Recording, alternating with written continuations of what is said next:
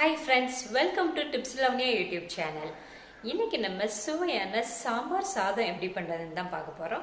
வீடியோக்குள்ள போறதுக்கு முன்னாடி இதுவரைக்கும் நம்ம சேனலை சப்ஸ்கிரைப் பண்ண பார்த்துட்டு இருந்தீங்கன்னா உடனே சப்ஸ்கிரைப் பண்ணி வச்சுக்கோங்க. கூடவே பெல் ஐக்கனை கிளிக் பண்ணிக்கோங்க. அப்பதான் நாங்க போடுற வீடியோஸ் உங்களுக்கு நோட்டிஃபிகேஷன் சேரும். வாங்க சாம்பார் சாதம் எப்படி பண்றதுன்னு வீடியோக்குள்ள போய் பார்க்கலாம்.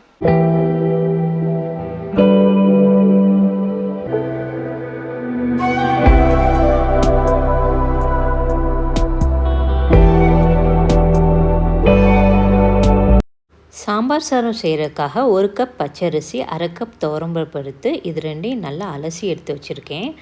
அலசினதுக்கப்புறம் இதில் தண்ணி ஊற்றி ஒரு 1/2 மணி நேரம் நல்லா ஊற வச்சிடலாம். அடுப்பில் ஒரு குக்கர் வச்சுட்டு அதில் 2 ஸ்பூன் நல்லெண்ணெய் ஊற்றிடலாம்.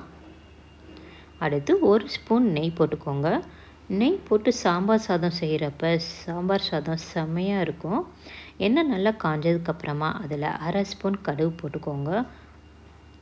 1/2 ஸ்பூன் சீரகம் போட்டு நல்லா பொரிய விட்டுறலாம். நல்லா பொரிஞ்சதுக்கப்புறமா கொஞ்சோண்டு கருவேப்பிலையை போட்டு தாளிச்சிடலாம். அடுத்து 15 சின்ன வெங்காயத்தை கட் பண்ணி வச்சுருக்கேன், அதை போட்டு வதக்கிடலாம்.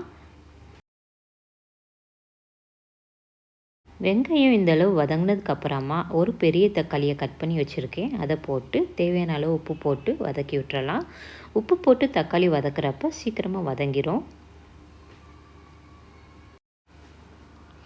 தக்காளி நல்லா வதங்கிடுச்சு. இப்போ நம்ம காய்கறிகள் சேர்த்துடலாம். நான் பட்டாணி உரித்து வச்சுருக்கேன், 1/2 கப் பட்டாணியை போட்டுறேன். அடுத்து 10 பீன்ஸை குட்டி குட்டியாக கட் பண்ணி வச்சுருக்கேன், அதையும் போட்டு எல்லா பக்கமும் நல்லா வதக்கி விட்டுக்கோங்க. உங்கள்கிட்ட என்ன காய் இருக்கோ நீங்கள் சேர்த்து வதக்கிக்கோங்க. கத்திரிக்காய், முருங்கைக்காய், இந்த மாதிரி எந்த காய் இருந்தாலும் நீங்கள் போட்டு வதக்கிக்கோங்க, நல்லாயிருக்கும் சாம்பார் சாதத்துக்கு. காயை வதக்குனதுக்கப்புறமா இதில் மசாலா பொருட்கள் சேர்த்துடலாம். 1/4 ஸ்பூன் மஞ்சள்தூள் போட்டுக்கோங்க. 1 ஸ்பூன் வரமிளகாய்த்தூள் போட்டுக்கோங்க. சாம்பார் பவுடர் 1/2 ஸ்பூன் போட்டுக்கோங்க. இந்த மசாலாவை காயோட எல்லா பக்கமும் நல்லா கிளறி விட்டுக்கோங்க. காயை வதக்குனதுக்கப்புறமா தண்ணி சேர்த்துடலாம். நான் எந்த உலக்கில் அரிசி அளந்தேனோ அதே உலக்கில் 6 கிளாஸ் தண்ணி அளந்து வச்சுருக்கேன்.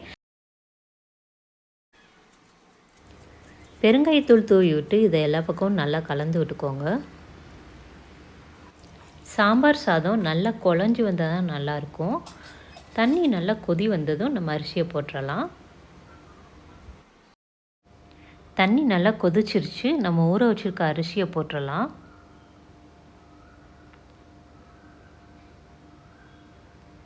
அடுத்து எலுமிச்சம்பழம் சைஸ் புளியை ஊற வச்சு புளி தண்ணியை இருத்து வச்சுருக்கேன், அந்த தண்ணியை ஊற்றிடலாம். புளி தண்ணி ஊற்றினதுக்கப்புறம் எல்லா பக்கமும் நல்லா கலந்து விட்டுருங்க. கலந்து விட்டு மூடியை போட்டு அடுப்பை சிம்மில் வச்சு ஒரு விசில் வர வரைக்கும் வேக வச்சுருங்க. ஒரு விசில் வந்துடுச்சு. விசில் ஆவி போனோடனே மூடியை ஓப்பன் பண்ணிக்கோங்க. பாருங்கள், சாம்பார் சாதம் நல்லா குழஞ்சி சூப்பராக ரெடி ஆயிடுச்சு. அவ்வளோதான், மேலே கொஞ்சம் கொத்தமல்லி இலையை தூவி விட்டுறலாம்.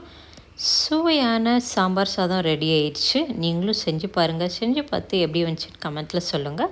லைக் பண்ணுங்கள், ஷேர் பண்ணுங்கள், மறக்காமல் சப்ஸ்கிரைப் பண்ணி வச்சுக்கோங்க. கூடவே பெல் ஐக்கனையும் கிளிக் பண்ணுங்கள். தேங்க்ஸ் ஃபார் வாட்சிங். உங்களையும் உங்களை சுற்றி உள்ளவங்களையும் நல்லபடியாக பார்த்துக்கோங்க. இந்த வீடியோ உங்களுக்கு பிடிச்சிருந்துச்சுன்னா லைக் பண்ணுங்க, ஷேர் பண்ணுங்க, சப்ஸ்கிரைப் பண்ணுங்க, மறக்காம பெல் ஐக்கனை கிளிக் பண்ணுங்க.